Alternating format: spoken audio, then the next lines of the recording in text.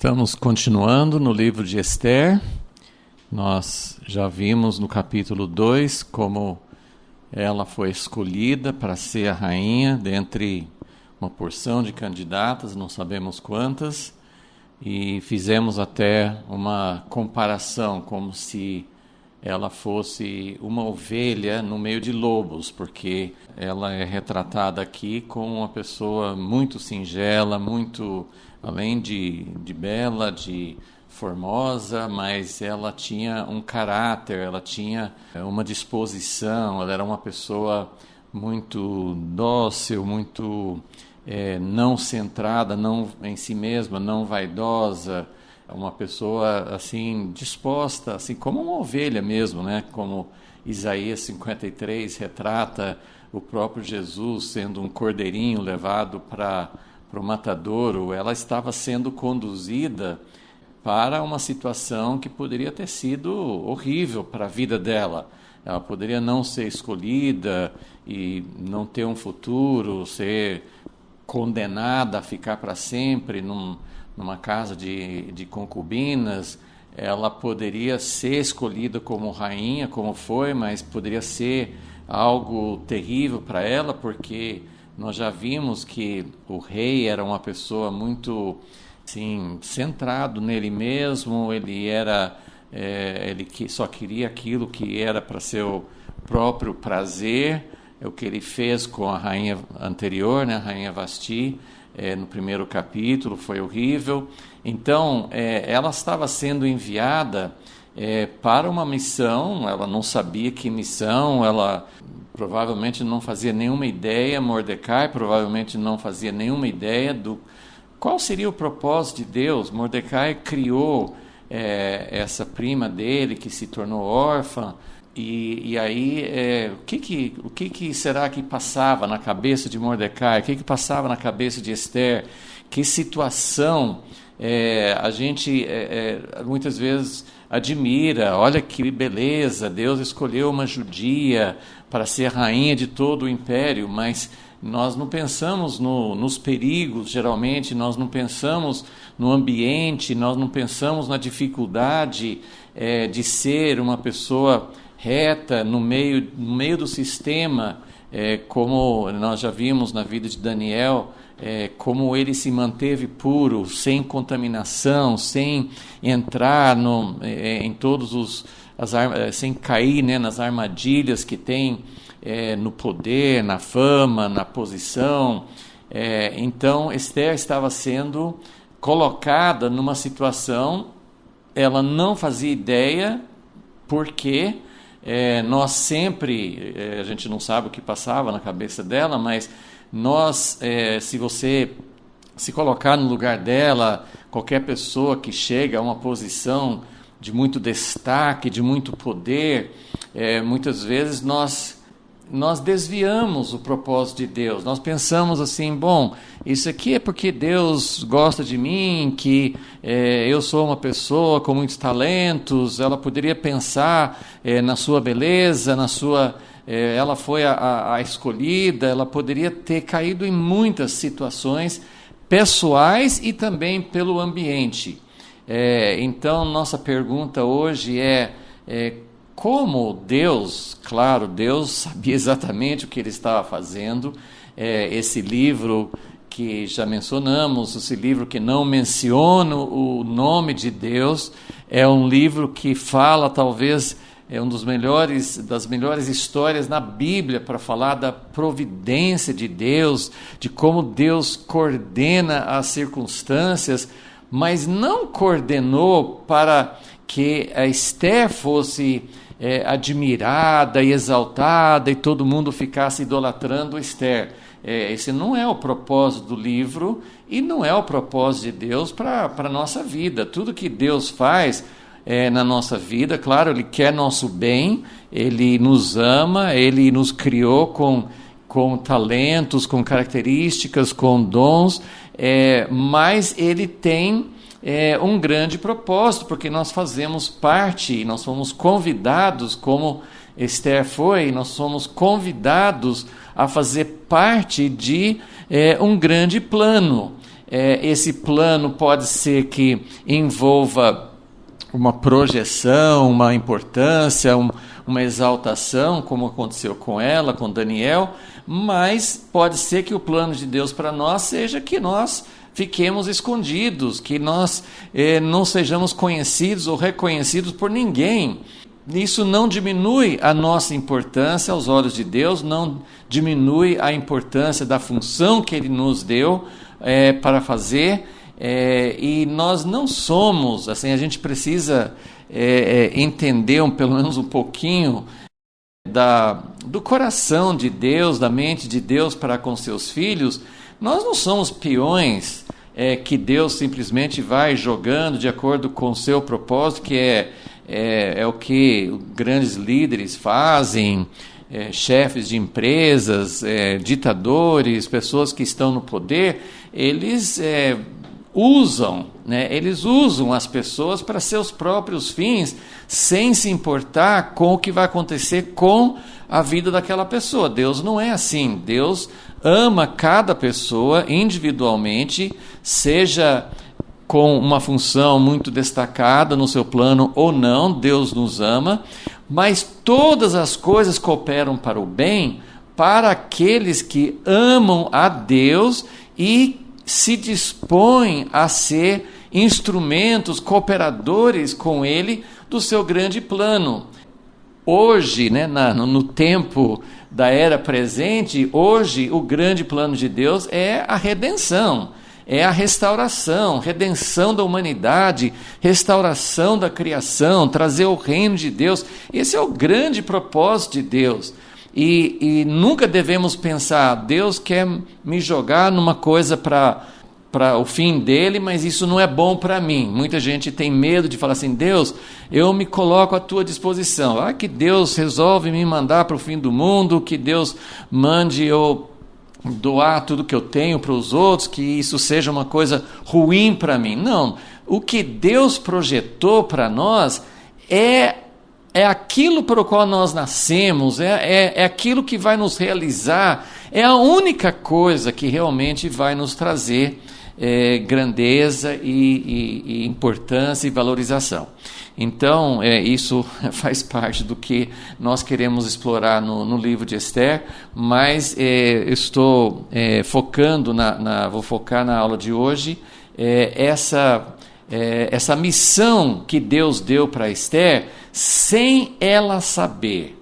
Ela não sabia que seria escolhida para ser rainha. Aconteceu isso, ela foi chamada, foi recrutada, para ser uma das candidatas, provavelmente ela não tinha escolha, provavelmente, para aceitar ou não esse chamado, e ela foi colocada numa situação que ela nunca tinha pensado, ela não estava preparada para isso, assim, conscientemente, ela não estava se preparando, Mordecai não estava treinando Esther para ser uma rainha, então ela foi colocada dentro de uma situação sem nenhuma preparação, pelo menos consciente. Deus estava preparando, mas nossa pergunta é: como que uma pessoa pode ser colocada numa função tão importante? Nós sabemos pelo livro de Esther qual que era a importância dela ser escolhida como rainha, o que Deus tinha em mente,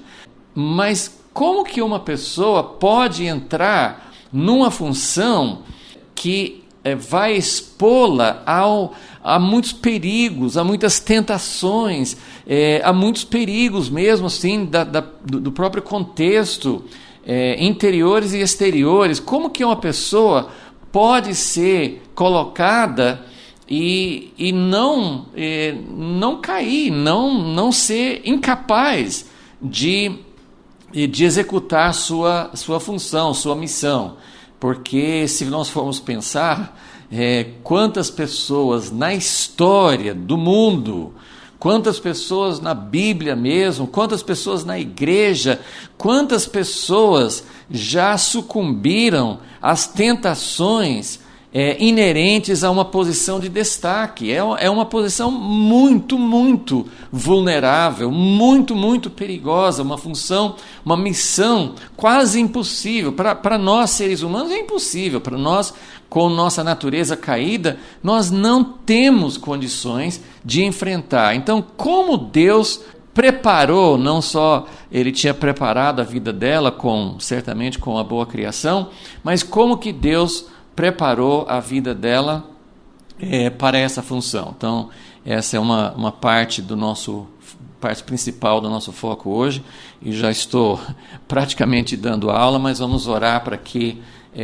nós possamos entender e aplicar aquilo que podemos ver e podemos extrair dessa história. Senhor, nós cada vez que nós conhecemos mais o Teu plano, cada vez que nós olhamos para uma das histórias, como nós estamos fazendo aqui no livro de Esther, uma das histórias, um dos momentos na história do homem em que o Senhor fez algo tão especial, tão diferente, uma intervenção, mas uma intervenção usando pessoas comuns, usando pessoas que estavam fora da terra prometida, fora do contexto ideal de estar adorando a Ti com toda a tua lei, Teus mandamentos.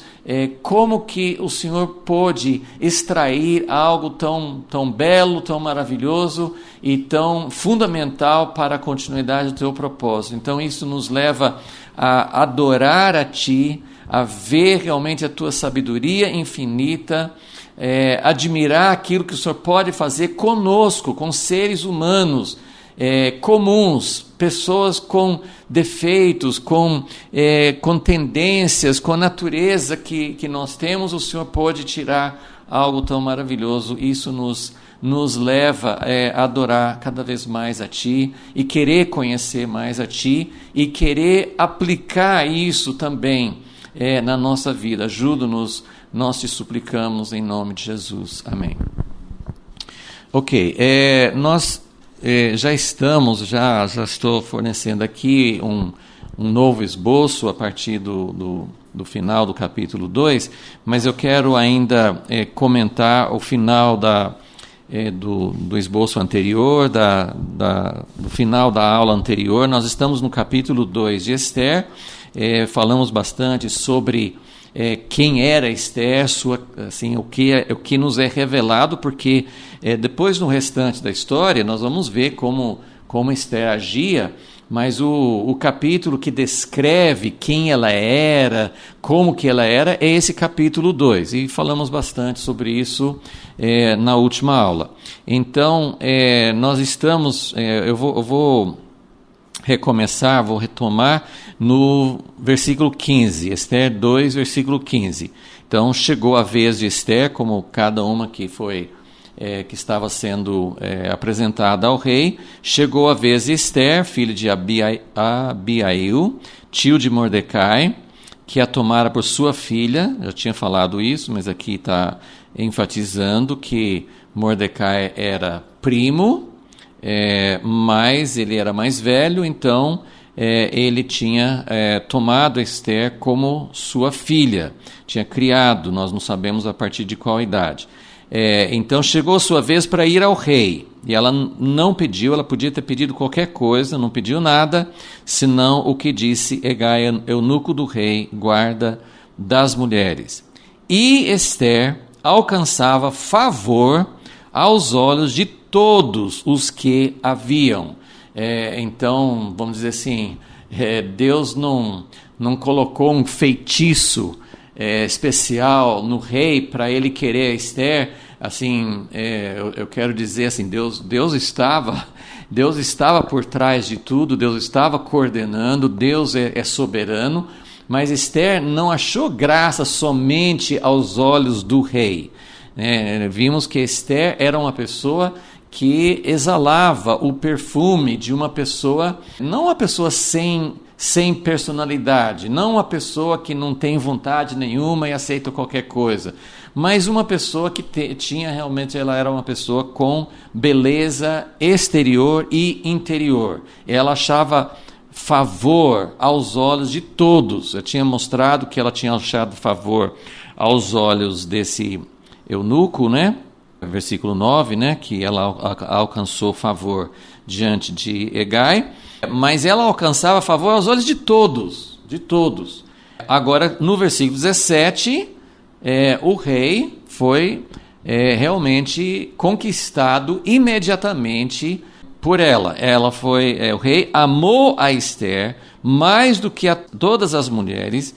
Ela alcançou perante ele favor e aprovação. A minha Bíblia aqui, a tradução aprovação, mas na verdade é a palavra hesed. Ela alcançou favor, que é graça, que é a pessoa gostar, a pessoa sentir bem, a pessoa ver nela algo muito agradável, né? Ela achou graça, né, aos olhos dele, mas ela achou hesed, que é aquela correspondência, aquele amor de aliança. Ela era uma pessoa que se doava certamente, ela gerava no outro, como Deus faz conosco. O amor de Deus nos conquista. Nosso amor por Deus é uma resposta ao amor dele. Hesed é uma relação recíproca. Então, Esther gerou uma reciprocidade. Ela não era apenas um objeto sexual, ela não foi apenas uma beleza exterior. Ela gerou no rei uma correspondência, né? Essa palavra hesed, mais do que todas as outras virgens. De modo que, então, nós terminamos a aula passada falando assim, então, provavelmente, né, ela provavelmente não era, a gente não sabe, não tem essa explicação. Vamos supor que tivesse 100 ou 200 candidatas. Que número que era Esther? Qual foi a ordem? Ela foi a 10ª, a 50ª, a 100ª pessoa a ser chamada? Nós não sabemos. Não sabemos também se, assim, o que dá a entender é que o rei escolheu imediatamente. Não fica claro, mas assim, dá para subentender que ele não continuou mais com o processo, mas isso não está explícito aqui. Mas se ele parou, tinha mais tantos para ver e nem viu, não dá essa clareza aqui. Mas ele alcançou esse favor, de modo que o rei lhe pôs sobre a cabeça a coroa real e a fez rainha em lugar de Vasti. Então, o processo tinha chegado ao seu final e a nova rainha foi escolhida. Quando nós, assim, parando aqui, isso aqui é esse ponto, como eu falei agora na introdução, assim, de pensar em Esther, eu já mencionei isso, eu vou tornar a frisar que existem outras maneiras de interpretar a história de Esther, colocando como uma alegoria, Esther como a noiva de Jesus, mas assim, por mais que isso seja válido, sim, você olhar para essa história, assim como o livro de Cantares. O livro de Cantares é um cântico de amor entre o rei Salomão e a sunamita, mas essa relação, a gente sabe assim, que é uma alegoria, é uma parábola. Salomão era um homem, algumas coisas que refletiam a natureza de Deus, e ele tinha sabedoria que Deus deu a ele é uma figura do reinado milenar de Jesus, com paz, com sabedoria, mas é uma alegoria limitada, porque Salomão era um homem que tinha muitas mulheres, que não manteve sua fidelidade a Deus, então ele não pode ser um exemplo verdadeiro ou completo de Jesus como o noivo, mas o livro de Cantares traz essa alegoria. Então nós podemos olhar para Esther também como uma história que reflete o chamado da igreja, do povo de Deus, de ser a noiva e de se tornar rainha. É completamente válido isso. Mas olhando para o contexto imediato, que é o que me interessa, né, nessas aulas, a Esther era, como disse, uma ovelha no meio de lobos. O rei Xerxes, né, o Assuero, né, como é colocado aqui, este rei não era um rei bom, não representava Deus em nada. Ele não era, o sistema era extremamente perverso, oprimia as pessoas, explorava as pessoas, extraía riquezas e tudo era feito assim em função do prazer e da riqueza dos dirigentes. Então, Esther aqui, ela na história imediata, assim, na aplicação imediata, ela não está representando o papel da noiva de Jesus. Ela está representando, assim, fazer parte, como Daniel, fazer parte de um sistema extremamente perverso, é o sistema do homem, e ela está ali com o propósito, e ela tem que se manter pura, ela tem que cumprir o propósito de Deus para ela ali. Até assim, se você pensar nessa história, como já mencionei, Mordecai, que criou Esther para ser uma filha fiel, pura, servindo a Deus, como que Mordecai poderia aceitar? Ele não tinha escolha, mas como que ele poderia aceitar essa filha adotiva dele ser levada para o palácio, se tornar uma concubina talvez, ou mesmo sendo rainha, ser esposa de um rei pagão? Como que o povo escolhido, separado de Deus, poderia estar naquele ambiente? E esse livro, então, assim, nós temos alguns exemplos, mas o exemplo mais forte, mais paralelo, tem o exemplo de José do Egito, mas o paralelo mais próximo, né, de Esther é Daniel, que ele também foi escolhido para fazer parte, primeiro para ser um dos vários sábios, mas ele se destacou e ele se tornou o segundo em relação ao rei, vários reis da Babilônia e depois da Pérsia. Então, como que alguém pode estar nessa posição e não se contaminar? E se nós olharmos para o quadro hoje, nós temos, provavelmente, poderíamos encontrar exemplos de pessoas fiéis a Deus no meio do sistema humano, mas eu confesso que é bem difícil você achar uma pessoa na política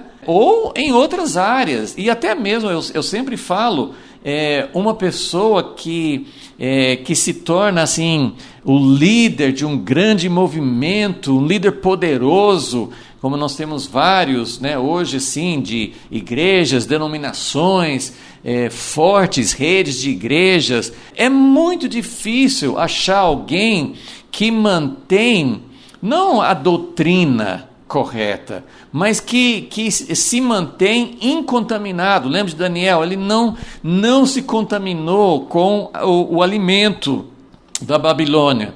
Então aqui nós temos um exemplo de uma pessoa que vai até essa, assim, pode ter uma intimidade maior com o sistema humano do que se tornar esposa de um rei. Então Esther vai até o máximo. Ela se tornou rainha, mas vamos lembrar que, assim, como rainha, ela era rainha por ser esposa do rei da Pérsia, mas ela não tinha poder. Nós vamos ver que ela teve influência, ela pôde usar influência para o rei. É por isso que Deus a colocou lá. Mas ela não tinha, assim, não era ela que mandava, não era ela que administrava, mas ela estava numa posição muito exaltada, muito forte, assim, muito destacada dentro do império. Então, como que alguém pode chegar nessa posição e não se contaminar? Essa é a grande pergunta, e é por isso que aquela grande questão que às vezes nós fazemos. Será que um cristão deveria ou poderia entrar na política? Será que um cristão verdadeiro pode ser uma pessoa muito rica, pode ser dono assim, de uma grande empresa, ser detentor de uma riqueza, de uma posição, de uma fama, né? Será que alguém que se torna um cientista famoso, um educador famoso, um autor famoso, assim, sempre um ator, uma atriz, a gente pensa muito assim, como que um cristão, será possível um cristão entrar no sistema do mundo e ser alguém realmente, não só de nome, não só assim, por exemplo, eu não estou me referindo a ninguém, não estou pensando em ninguém, então, por favor, eu não estou tentando dar uma indireta, mas alguém pode ser um jogador de futebol, de um time muito famoso, ganhando muito dinheiro. Tem jogadores, tem atores e atrizes que fazem parte de uma igreja ou que têm uma vida moral, uma vida de devoção a Deus, mas é possível não só dizer fulano ou fulana estão numa posição muito exaltada, tem muito dinheiro, tem muito poder, tem muita influência. Será que alguém pode ter milhões de seguidores nas redes sociais e ser uma pessoa isenta, ser uma pessoa realmente pura diante de Deus? Nós sabemos que se tem, é muito difícil. Eu particularmente não conheço. Eu sei de alguns exemplos na história, algumas pessoas que foram realmente, não perfeitas, mas que desempenharam uma função na política ou em alguma outra função na sociedade, se tornaram pessoas famosas e foram pessoas usadas por Deus. Mas precisamos concordar que realmente é extremamente difícil, é muito, muito raro encontrar alguém. Então, a minha pergunta é assim, se esse livro, claro que esse livro não é um livro que vai mostrar um padrão. O livro de Esther, ou a vida de Esther, a vida de Daniel, não são pessoas comuns, não são pessoas assim, isso vai acontecer muitas e muitas vezes. Como eu já disse, é muito raro. Mas essa história de Esther, com certeza, nos mostra uma referência. Nós temos uma referência aqui de alguém que se manteve pura diante de Deus. Então, vamos seguir um pouquinho mais adiante, mas eu quero falar sobre a estratégia de Deus, porque evidentemente Esther não era uma pessoa diferente de nós, né? Ela tinha as mesmas tentações, as mesmas fraquezas, as mesmas coisas que nós poderíamos ter de dificuldade de enfrentar. Então, como foi, né? Assim, o que nós podemos aprender a respeito do testemunho e claro que o próprio Deus estava com ela, estava interessado em protegê-la, mas Deus tinha uma estratégia, Deus tinha um plano aqui. Mas vamos seguindo aqui. Então, versículo 17, o rei colocou sobre a cabeça dela a coroa real, e ela se tornou rainha em lugar de Vasti. Então, primeira coisa, o livro, eu já vi alguns comentando que o livro de Esther, não lembro o número agora, mas o livro de Esther começa com festas, com banquetes, e tem festas, jantares, durante o livro todo, tem várias festas. Então, aqui ele faz mais uma festa, né? O rei, acho que o retrato desse rei, Xerxes, que nós temos nesse livro, claro que não é uma tentativa a Bíblia não tem a pretensão de dar todas as informações sobre o rei, não é esse o objetivo, mas aqui nesse livro ele aparece como alguém que gostava muito de festa Não parece que ele se dedicava muito a governar. Sabemos pela história que ele se dedicava, era muito comum naquela época, assim, os reis, eles tinham interesse em guerra, em conquistar mais terras, subjugar mais povos, manter os povos que já tinha sob o domínio bem subservientes, né, bem obedientes, pagando impostos e desfrutando do dinheiro que esses povos davam, e construindo mansões, construindo capitais, fazendo obras assim.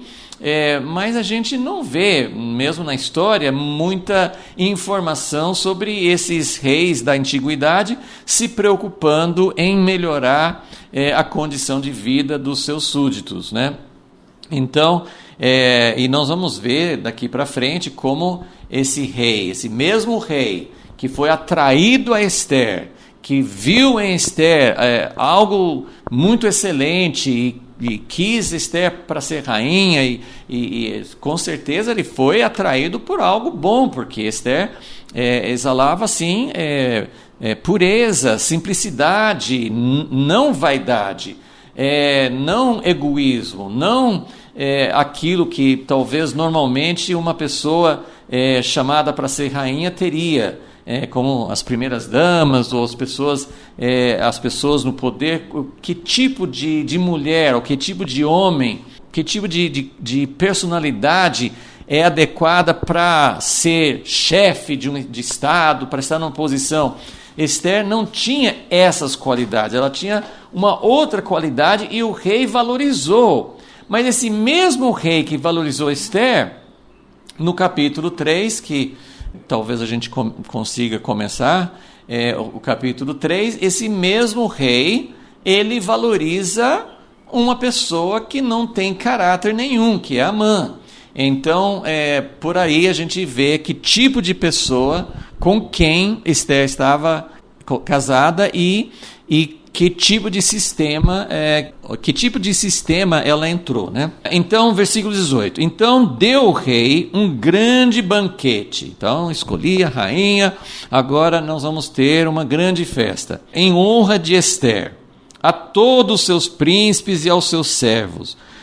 Proclamou, a minha tradução aqui fala proclamou feriado, mas eu vi que essa expressão, ela pode significar assim, isenção de impostos, ou dar alguma vantagem, dar liberdade, enfim, ele aproveitou, ele tinha essa característica, já vimos no capítulo 1, ele gostava de dar banquetes, ele gostava de convidar muita gente, de dar comida, bebida à vontade. E aqui ele, muito magnânimo, talvez, ou ele deu um feriadão, ou ele diminuiu os impostos por um tempo, ele fez alguma coisa para que as pessoas pudessem celebrar e se sentir beneficiadas com a nova rainha. Então ele proclamou feriado ou isentou de impostos por todas as províncias, distribuiu presentes segundo a generosidade real.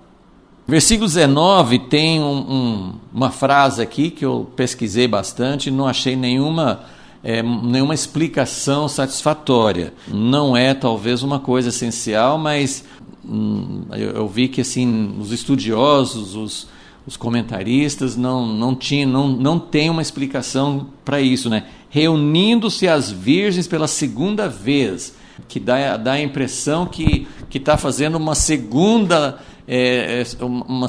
um segundo concurso de virgens para ser rainha, mas não cabe aqui, e ninguém sabe exatamente por que teria uma reunião das virgens a segunda vez, ou se fosse em honra da Esther ter sido proclamada rainha. Nada faz muito sentido, mas vamos deixar assim porque não temos uma boa explicação.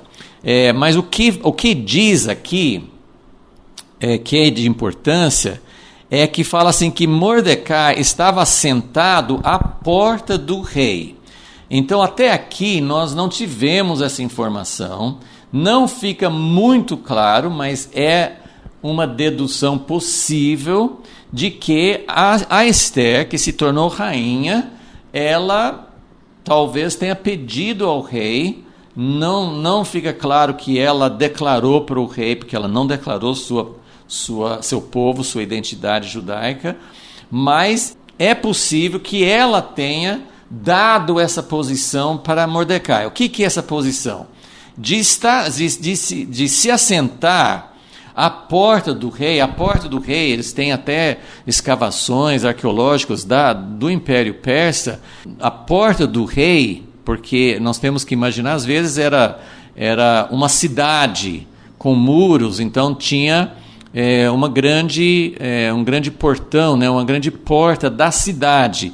Bem nessa entrada da cidade, que eles muitas vezes se referem a isso, né, no Primeiro Testamento, era um lugar onde se fazia negócios, onde se fazia assembleia, as pessoas votavam ou decidiam, os que mandavam na cidade, enfim, era um lugar, às vezes era um lugar onde se julgava situações, um tipo de tribunal. Então muitas coisas aconteciam nessa porta de entrada. Aqui a porta do rei, provavelmente assim, essa cidade Suzã, tinha a cidade toda com os moradores, mas dentro da cidade, provavelmente mais no centro, tinha a cidadela do rei, onde estava o palácio e toda a corte dele. Então provavelmente teria um outro muro e uma porta de entrada para essa região que não era aberta para todo o povo.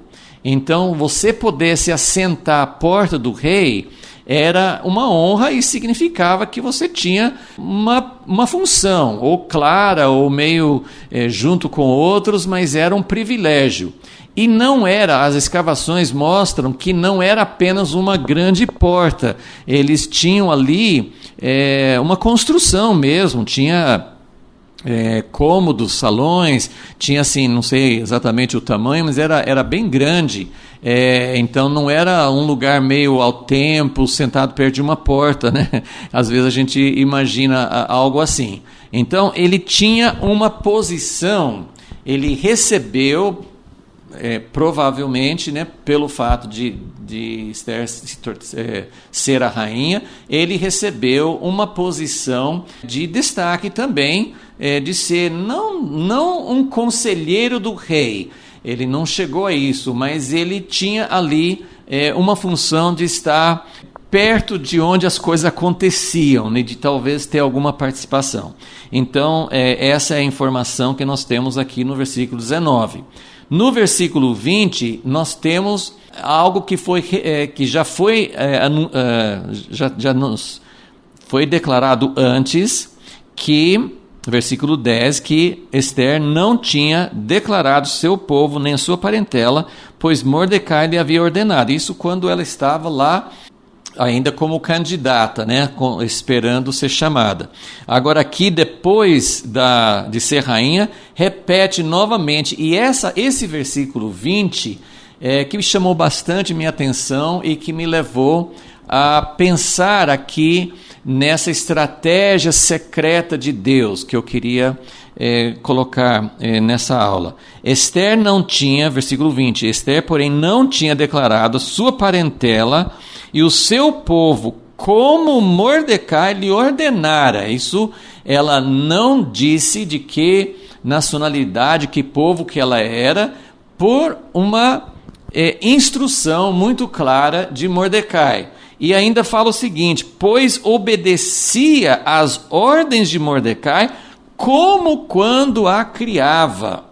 Então, e nós já vimos aqui, versículo 11, passeava Mordecai cada dia diante do pátio da casa das mulheres, a fim de se informar de como Esther passava e do que lhe aconteceria. Então nós vemos que ela foi tirada, né, dos cuidados de Mordecai, foi levada para a casa das mulheres do rei, e ela não voltaria mais. Então ela foi separada de Mordecai, mas Mordecai continuava, ele se importava, ele cuidava, ele estava lá diariamente para receber notícias. Então vemos que aqui tem uma relação realmente de pai para filha, mas até me parece, não posso afirmar, mas até me parece algo um pouco diferente, porque principalmente depois dela se tornar rainha, ela não, assim, a filha depois que se casa, os pais mantêm relacionamento, mas não é a mesma coisa, porque ela já tem um marido, ela tem outras pessoas na vida dela, ela se torna independente, separada daquela relação inicial, aquela relação de pai e filha que tinha antes. Mas Mordecai não, ele continuava muito próximo, e ela também mantinha, ela poderia ter falado assim, dá um tempo, né? Eu agora eu cheguei, né? Eu que estou na posição de poder. Não, ela continuava sentindo que ela precisava dessa orientação, ela continuava seguindo as orientações de Mordecai e dando valor a isso voluntariamente. Ela não teria uma obrigação de fazer isso. Então, ela seguiu à risca a orientação de Mordecai. E aqui, mais uma vez, nós temos o livro, estamos sempre repetindo, né? O livro não fala de Deus. Aqui não nos dá nenhuma pista de por que Mordecai fez questão de Esther não falar de que povo ela era. Nós vamos ver em seguida, no capítulo 3, que o próprio Mordecai não fazia isso para si mesmo, né? Ele revelou que ele era judeu, mas ele, duas vezes no capítulo 2, isso é um fato que é muito importante. E agora, assim, a gente que sabe a história, sabemos, né, da trama malvada que Amã gerou de aniquilar todos os judeus. Isso teria causado um conflito tremendo se soubesse que a rainha era judia. Então, era a estratégia de Deus, fazia parte do plano, né? As pessoas não sabem, como já disse, Esther não fazia ideia do porquê ela estava lá. Mordecai não fazia ideia. Por que Mordecai falou com ela para não revelar? Eu acho que ele, né, é um senso de proteção, né? Deve ter sido assim, não fale que você é judia, porque tinha antissemitismo, tinha algo assim que poderia prejudicar, então não fale. Mas eles não sabiam como tudo isso ia contribuir para o plano de Deus.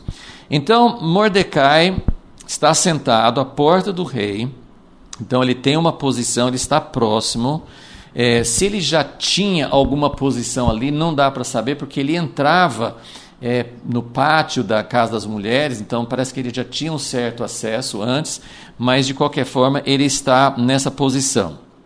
Versículo 21. Durante os dias que Mordecai estava sentado à porta do rei, 2 oficiais do rei. Então, agora nós não sabemos exatamente o tempo para a gente se situar. Esther foi declarada rainha, no versículo 16, ela foi declarada rainha no 7º ano do reinado de Assuero. As coisas que vão acontecer no capítulo 3, Amã tramando para matar todos os judeus, e isso acontece no início do 12º ano. Ela foi declarada rainha no 10º mês, perto do fim do 7º ano. Então, entre o capítulo 2 de Esther e o capítulo 3, tem um intervalo de quase pouco mais de 4 anos, né? Não chega a ter 5 anos, né? É o final do 7º ano e o início do 12º ano. Então, um pouquinho mais de 4 anos se passaram. Então, nesse intervalo de tempo, não sabemos exatamente quando, versículo 21, durante os dias que Mordecai estava sentado à porta do rei, aconteceu um fato que nesse momento pode parecer que não tem nada a ver com a história, porque a história do livro de Esther é essa tentativa de exterminar, de aniquilar todo o povo judeu. Mas tem algo que acontece aqui que vai ser fundamental lá na frente. E isso é maravilhoso da gente ver como Deus está... Ele está coordenando todas as coisas. Isso não é uma passividade. Deus está fazendo tudo, eu não preciso fazer nada. Mas, ao mesmo tempo, isso traz um descanso enorme, porque tem muitas coisas que estão acontecendo, não só na nossa vida individual, principalmente no mundo, né? As guerras que estão explodindo, a pandemia há poucos anos, e tantas coisas que estão acontecendo, todas as coisas são peças, não necessariamente geradas, assim, Deus não fez esses 2 oficiais, esses 2 eunucos conspirarem contra o rei. Deus não é autor dessas coisas, mas Deus está sempre usando as circunstâncias para promover o seu plano. Ele usa a maldade do homem, ele usa as circunstâncias comuns da vida, ele usa os jogos de poder, ele usa situações na vida para contribuir para o seu plano. Então, nesses dias, em algum momento, nesses 4 anos, Mordecai, sentado ali, escutando, percebendo, ele conseguiu ouvir o que 2 oficiais, né, 2 eunucos, ou 2 oficiais que guardavam a porta, Bigtan e Teres, eles ficaram muito bravos com alguma coisa, não sabemos o que, se indignaram e conspiraram para assassinar o rei Assuero. E isso era uma coisa que acontecia, né? Na verdade, lá, anos depois, esse rei Assuero foi assassinado por membros da corte. Então, isso acontecia, né? Era uma coisa relativamente comum, mas Mordecai descobriu, ele ouviu os planos, né? Ele poderia pensar, puxa, Esther está ali presa, deixa que eles matem o rei não é, por que eu vou me importar com isso, por que eu vou arriscar a minha vida? Ele estava arriscando a vida, porque de alguma maneira se esses 2 oficiais descobrissem que ele tinha denunciado, né, ele poderia também ser morto. Então, ele ficou sabendo, né, versículo 22, isso veio ao conhecimento de Mordecai, e Mordecai revelou a rainha Esther, e Esther o disse ao rei em nome de Mordecai. Já vamos comentar um pouco sobre esse processo. E quando se investigou o caso e se achou ser verdade, os 2 oficiais foram enforcados. Tudo isso foi escrito no livro das crônicas perante o rei. E agora,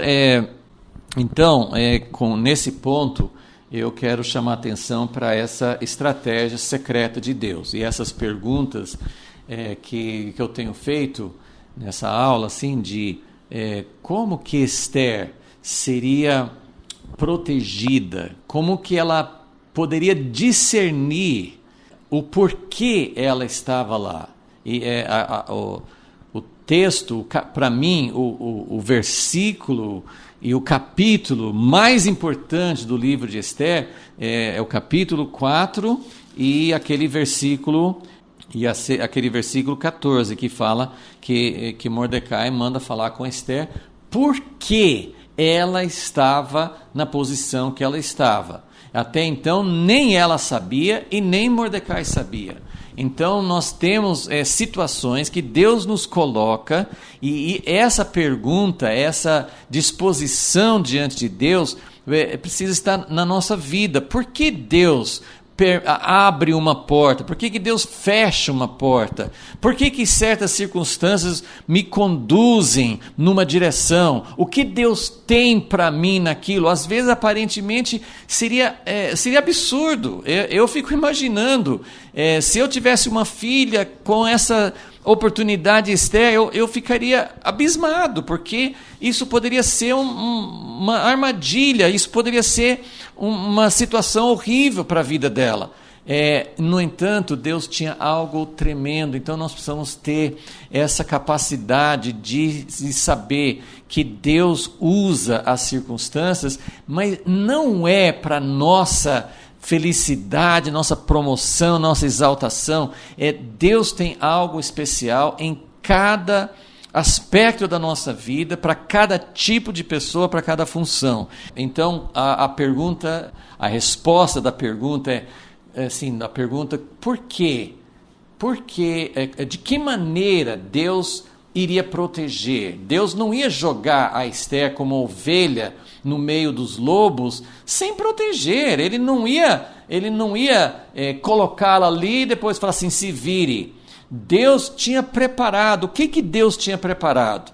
E tem coisas que eu só posso imaginar, só posso ter uma opinião, especular, mas assim, como eu já mencionei, possivelmente, pela característica, pela situação da vida de Esther, de não ter mais nem pai nem mãe, ela poderia ter uma situação, muitas crianças órfãs são criadas por parentes, por avós, por tios, por algum parente, ou nem por parente, e aquilo tem um efeito terrível na vida daquela pessoa, porque não tem uma pessoa que realmente cuida como uma mãe cuidaria, como um pai cuidaria.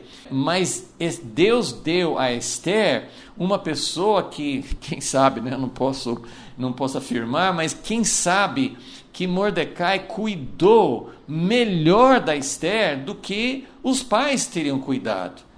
O fato é que realmente Mordecai exerceu uma função tremenda na vida de Esther, na criação, com certeza, mas o ponto que está sendo enfatizado, que tem aspectos aqui que a Bíblia não traz detalhes, não sabemos quase nada sobre a criação, mas o texto aqui dá vários indícios de que Mordecai e Esther tiveram uma relação que é um modelo, é como Davi e Jonatas, é uma referência.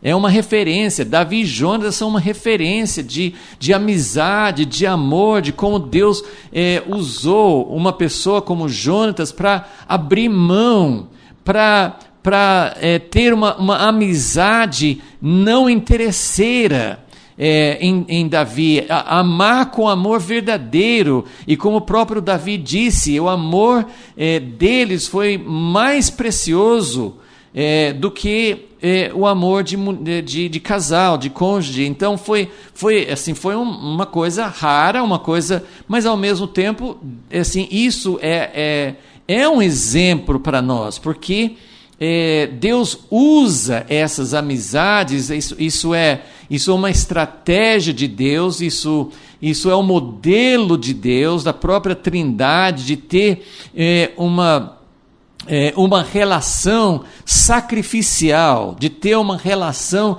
de doação. Então eu coloquei aqui algumas coisas assim só para destacar, e vai continuar tendo outros aspectos durante a história, durante o livro de Esther, mas vamos ver aqui. Esther, ela foi chamada, as circunstâncias, ela foi chamada para exercer a função de rainha. Ela foi chamada para uma função extremamente destacada. Ela foi jogada assim do anonimato de ser uma simples moça judia, sem pai, sem provavelmente posses. Ela foi lançada para ser rainha do império. Então, ela foi jogada para uma posição de grande destaque. Essa foi o chamado dela. Já Mordecai, como que ele ficou nessa relação? Porque o que eu estou propondo, o que eu estou vendo nisso? Né? Que a proteção, a estratégia de Deus para salvar o povo judeu do extermínio, a estratégia de Deus diante de um perigo iminente que só Deus estava enxergando, ninguém sabia que ia acontecer isso. Então, nessa situação, antes de explodir, Deus estava preparando todas as coisas. E Deus, então, separou Esther, nós sabemos disso. Mas Deus não chamou Esther como uma pessoa desvinculada. Ela não tinha pais, mas ela tinha alguém que exerceu a função paterna. Então, Mordecai, ele exerceu a função paterna. Mas veja só, Deus chamou Esther para ser a pessoa a ocupar a posição visível e maior, e Mordecai, que era, vamos dizer assim, a pessoa muito mais experiente, uma pessoa que tinha muito mais fundamentos, ele não foi chamado. Ele, no final do livro, ele vai chegar a ter uma função mais elevada. Mas veja como essa relação de Mordecai e Esther, Deus chamou Esther para ocupar essa posição. Ela poderia dizer, eu não preciso de mais ninguém, eu que sou a rainha agora, não fique tentando me falar o que eu devo fazer. Mas não foi, ela continuou, né? O segundo ponto aqui é que Esther manteve a sua atitude de reconhecimento. Ela continuou vendo em Mordecai aquele que poderia orientá-la, aquele que poderia ser uma referência. Ela estava no meio de um sistema terrível e ela não ficou assim encantada. Talvez ela tivesse ficado assim, puxa, agora eu tenho 7 moças para me servir, isso já antes de ser rainha, mas ela começou a ter muitas coisas ao seu dispor, mas ela não se esqueceu de Mordecai, ela não se achou capaz de fazer as coisas sem ele. Então, Mordecai tem uma função paterna, mas ele tem uma posição muito inferior à posição de Esther.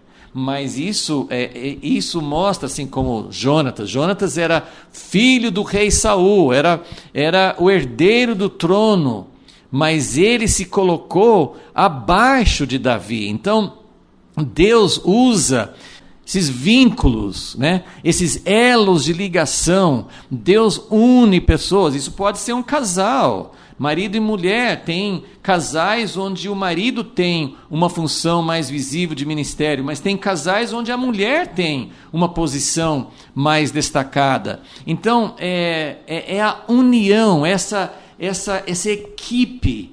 Pode ser 2 pessoas, pode ser uma equipe ministerial, mas olha como essa é a segurança, essa é a proteção de Deus para que a pessoa não se desvie do propósito de Deus. É bem provável, a gente na sequência da história, é bem provável que a Esther, sozinha, ela não ia saber o que ela tinha que fazer. Ela ia ficar assustada com o perigo que ela ia correr. Então ela precisava de Mordecai, ela precisava desse vínculo. Então, essa é a estratégia secreta de Deus. Como que Deus colocou Esther numa função de extrema importância, mas de extremo perigo. Ele não deixou ela sozinha, ele não deixou a Esther sem uma proteção.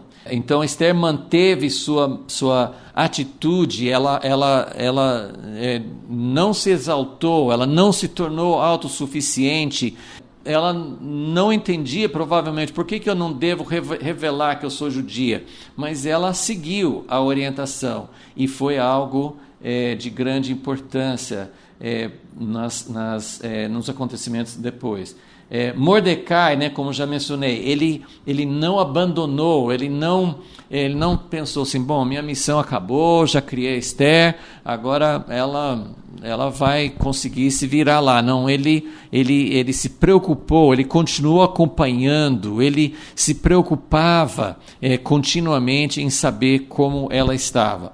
E aqui no último ponto aqui, é essa história da conspiração que Mordecai descobriu. Eu não posso afirmar exatamente como poderia ter acontecido, mas eu estou fazendo uma imaginação. Vamos dizer que, né, Mordecai estava ali, ele descobriu essa conspiração. Ele poderia ter usado, provavelmente, algum outro meio para levar isso ao conhecimento do rei e talvez ganhar mais glória para si. Eu não posso afirmar isso categoricamente, mas eu imagino que Mordecai pudesse ter desfrutado de algum resultado maior. Mas o que ele fez? Ele levou essa conspiração ao conhecimento de Esther. Ele permitiu que ela comunicasse ao rei. E ela também tinha uma escolha. Ela também poderia ter falado assim, olha, né, eu fiquei sabendo e nem dizer como, mas ela fez questão de levar ao conhecimento do rei, dizendo que quem tinha desmascarado essa conspiração foi Mordecai. O que eu não posso afirmar como é que seria o caminho, se eles tinham outras opções, mas o que eu quero dizer olha só como os dois estavam trabalhando em equipe, como os dois estavam trabalhando em harmonia. Essa é a vontade de Deus, esse é o caminho de Deus, porque foi assim que Deus ia realmente usar essa situação para o seu plano futuramente. Então, Mordecai entregou a notícia, a descoberta, o furo, né, para Esther. Esther levou para o rei e fez questão de dizer que tinha sido algo que Mordecai tinha descoberto. E nós não sabemos se a Esther fez questão de que fosse registrado, mas de qualquer maneira, no final do versículo 3 fala: tudo isso foi escrito no livro das crônicas perante o rei. E esse ponto é muito importante, porque lá na frente o rei vai descobrir, vai relembrar o que aconteceu por causa desse registro. Se não tivesse sido registrado, o rei não teria lembrado disso depois. Então, toda essa história que acontece no final do capítulo 2 tem uma importância, e nós só vamos iniciar o capítulo 3 para fazer uma conexão aqui. Então, capítulo 3, versículo 1. Depois destas coisas, quer dizer, depois de tudo que aconteceu no capítulo 2, depois dessas coisas, a última coisa que foi registrada no capítulo 2 foi a conspiração que Mordecai descobriu e desmascarou e protegeu a vida do rei. E Mordecai está fazendo algo com grande lealdade para o rei. Ele está demonstrando assim, algo que, no fim, nesse momento, Mordecai nem ganhou nada com o resultado disso. O que aconteceu? Depois dessas coisas, o rei Assuero engrandeceu Amã. Então, também assim, né, tem muita coisa no livro de Esther, assim, além de não falar do nome de Deus, tem várias coisas que quem escreveu, ele simplesmente coloca os fatos, ele não liga vários pontos. Por exemplo, muita gente pensa assim, puxa, Mordecai que mostrou que estava realmente servindo ao rei, sendo leal a ele, e ele não ganhou promoção nenhuma. E nós não sabemos, não está escrito aqui, o que levou o rei a engrandecer Amã. Nós sabemos pelas coisas que Amã faz daqui em diante, que Amã só pensa nele. E que Amã provavelmente queria até, não é explícito isso, mas ele queria essa posição acima dos outros, ele queria, se não tomar a posição do rei, mas a gente vê na história que praticamente ele estava tomando, usurpando. Ele não estava usurpando porque o rei deu a ele, mas ele começou a usar o anel do rei como se o próprio rei estivesse dando a ordem. E aqui, o que acontece aqui? Amã, na próxima aula eu vou falar mais sobre quem é Amã, não vou entrar nisso agora, porque só quero fazer essa conexão. Mas então nós temos aqui como que a história progride, qual que é a trama que está sendo revelado aqui. Mordecai protege o rei, descobre a conspiração, mas quem é exaltado é Amã. Amã, ele é chamado de Agagita, que o Agag era o nome do rei dos Amalequitas. Então tem muita discussão sobre exatamente se Amã era um Amalequita também, se ele era descendente daquele rei que no tempo de Saul. Mas é bem interessante o fato de que Mordecai é possivelmente um descendente, parente do rei Saul. Porque ele cita o nome de Quis, e assim, ele é de Benjamim. Então, Mordecai é da mesma tribo de Saul e talvez até um parente. E Amã, ele talvez, ou era um nome dado assim, como hoje a gente chamaria assim, alguém que segue as ideias de Hitler, ele é nazista.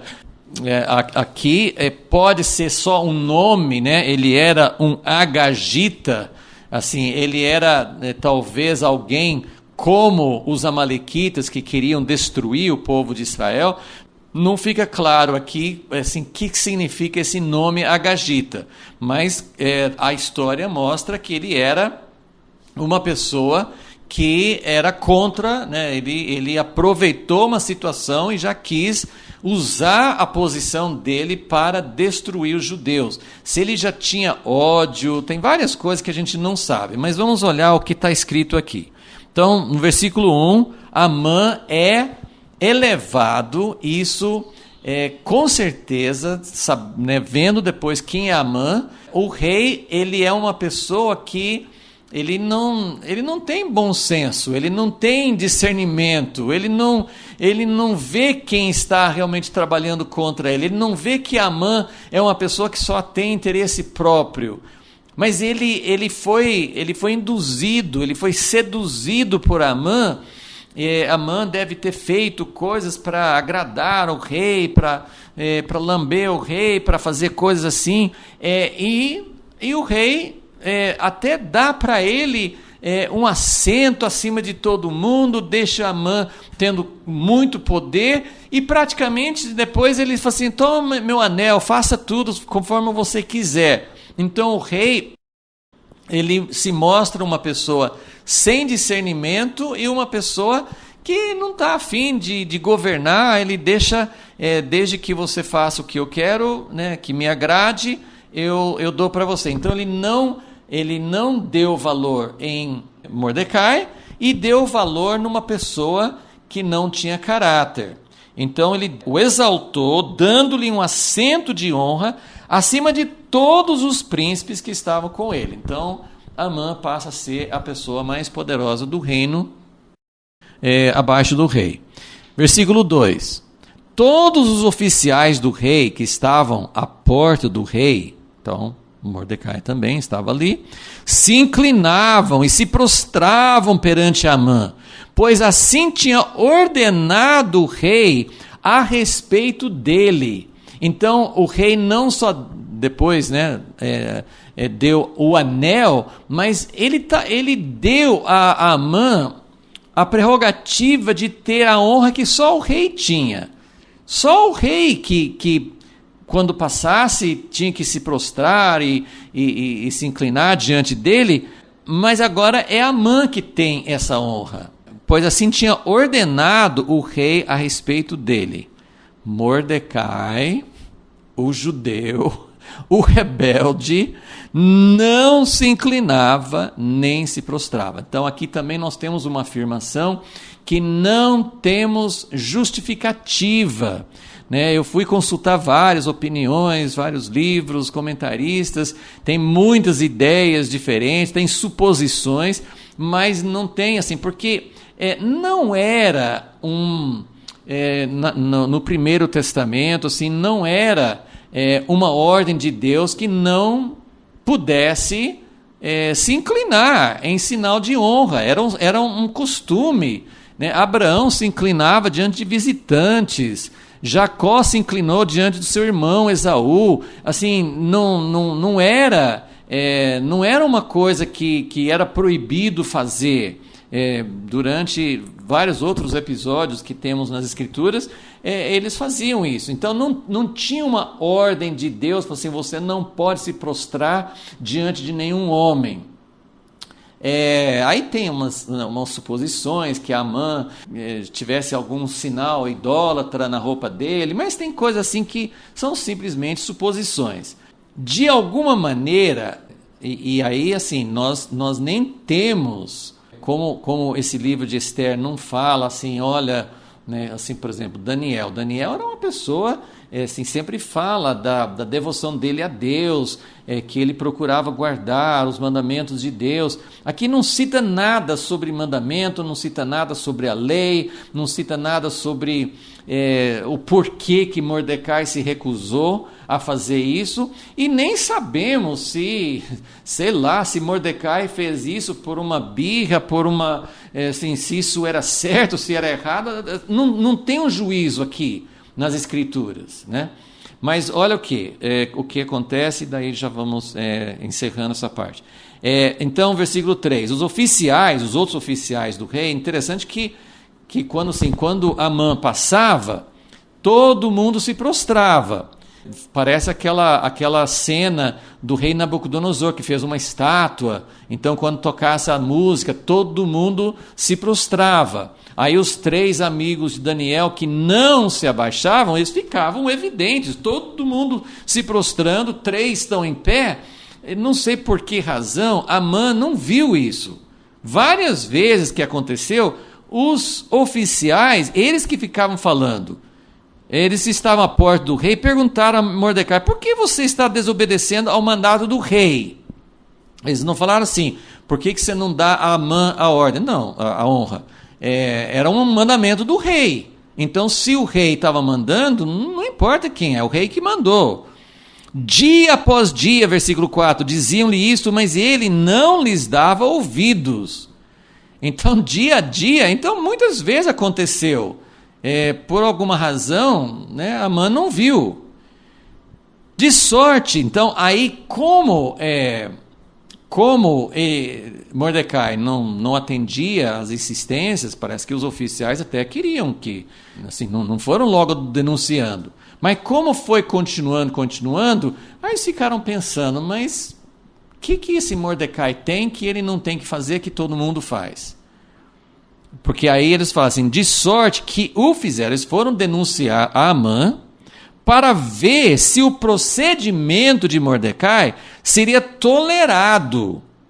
E aí nós temos a frase-chave.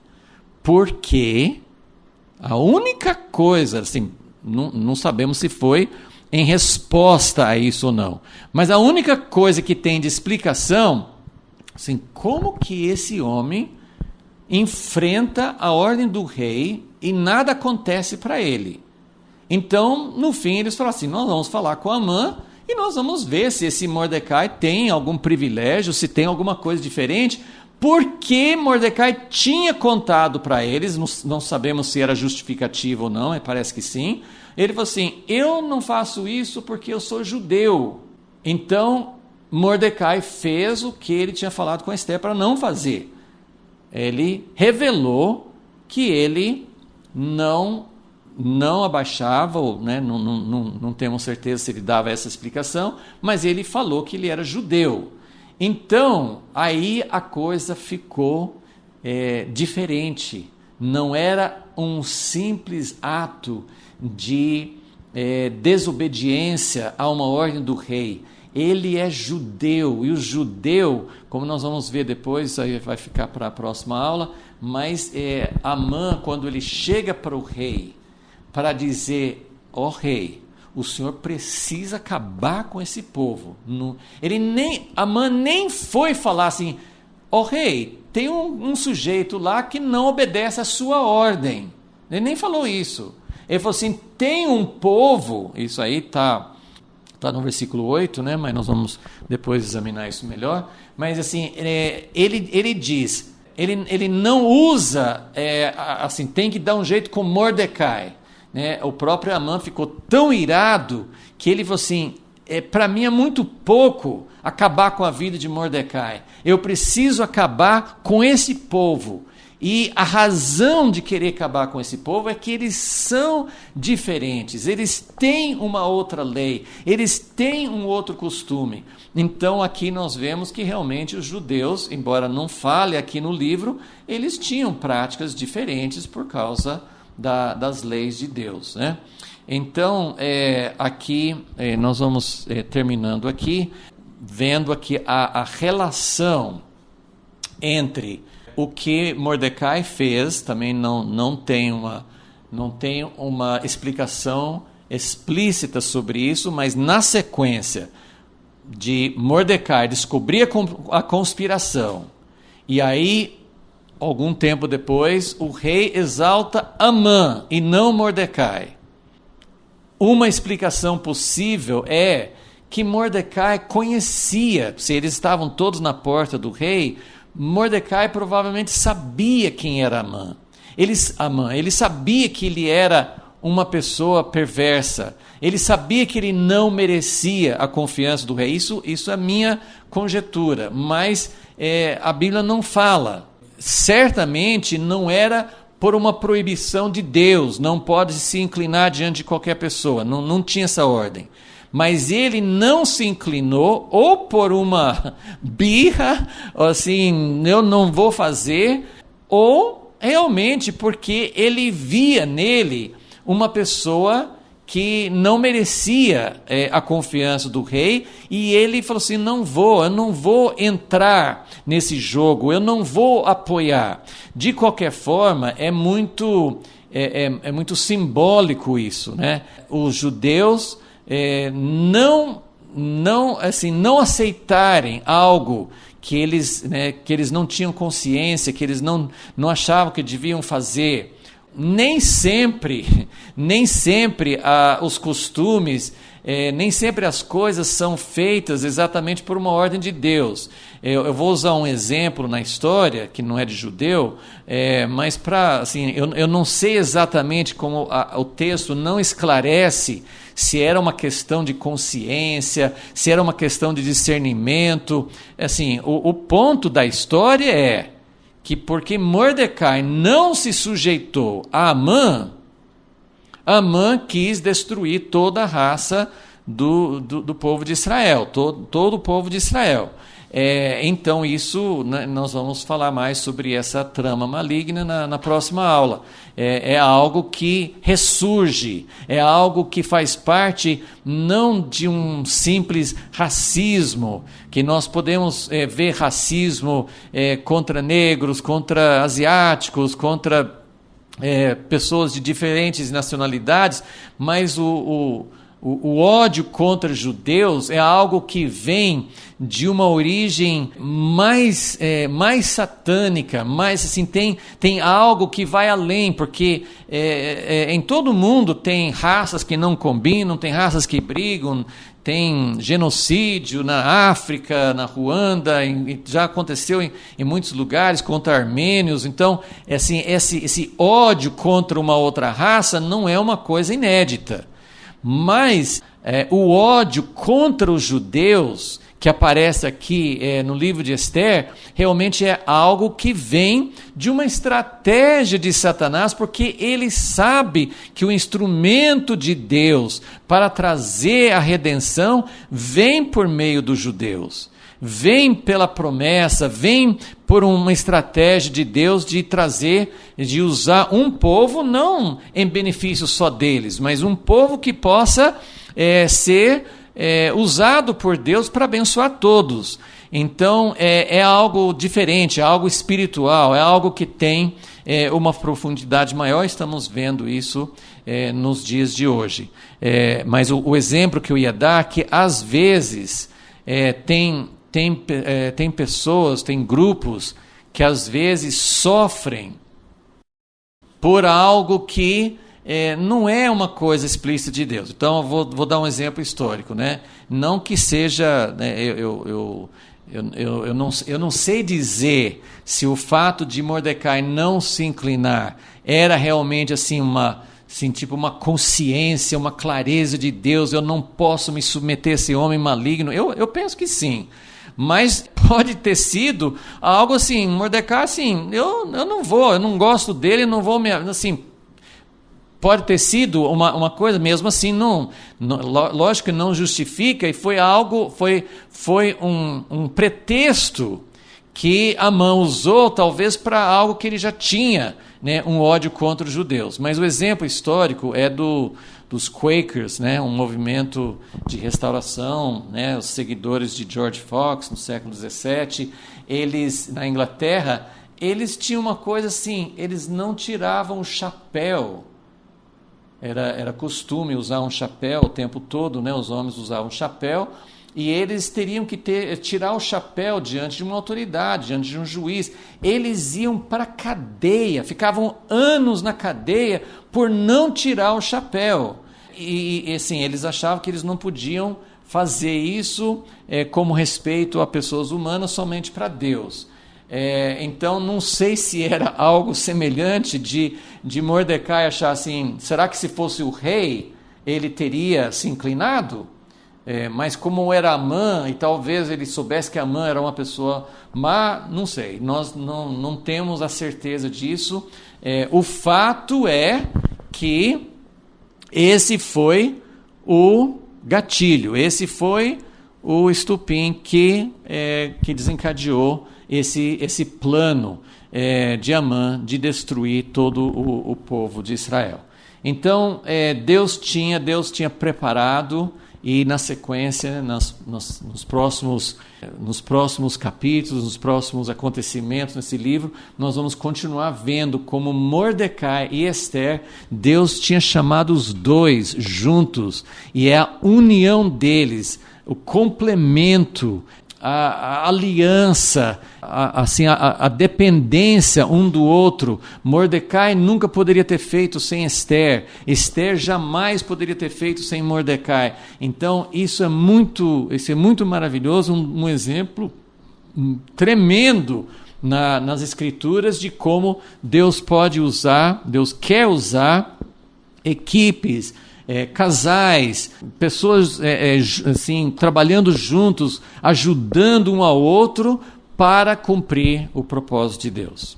Senhor, nós estamos aqui diante dessa história, vendo como o Senhor agiu, muitas vezes se foi uma teimosia, se foi uma decisão não necessária de Mordecai, nós não sabemos, mas ele foi muito ousado, ele pagou um preço alto, ele resistiu a algo que com certeza ele achou que ele não devia fazer. Então, Senhor, nós queremos aprender, queremos ver como o Senhor trabalhou na história, como o Senhor usou a vida de Esther, mas com o vínculo profundo e permanente com Mordecai, que protegeu a vida dela, e que foi a união dela com Mordecai que representou a tua estratégia secreta que ninguém sabia. O próprio Amã não tinha noção do que iria acontecer quando ele enfrentasse Mordecai e o povo, teu povo. Ele não sabia que ia acontecer, porque o Senhor tinha tudo preparado, e o Senhor tem isso hoje, o Senhor tem preparado para nós individualmente, o Senhor tem chamados para nós, mas também na situação dramática que o povo de Israel está, e que outras coisas podem acontecer em decorrência disso, na situação que estamos vendo hoje desenrolar diante dos nossos olhos. Cremos também que o Senhor tem tudo preparado, que o Senhor está agindo, que o Senhor tem as pessoas certas, as circunstâncias certas para aquilo que está no teu plano. E nós confiamos nisso e na tua sabedoria e te agradecemos em nome de Jesus. Amém.